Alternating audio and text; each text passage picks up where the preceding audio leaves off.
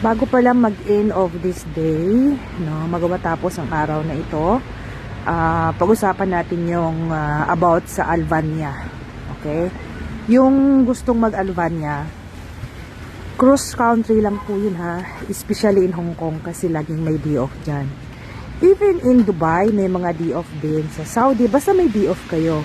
Hindi po pwedeng mag-apply ang hindi maka-day off. Dahil paano kayo makalabas para ipaprint at pipirmahan ang inyong kontrata. Okay? So, meron tayong mga housekeeping, hotel cleaner, waiter and waitress. Meron na tayong lalaki, electrician. Pero dapat, 45 and below lang. May age limit sila. Ipopost ko rin yan kapag maka-flight na yung ating aplikante. Hindi ako ganong nag-update ngayon. Gusto ko makita nyo na meron tayong aplikante na nagpa-flight. Kaya hindi gano'n ako nag-active. Pero kapag meron na, mag-active na tayo.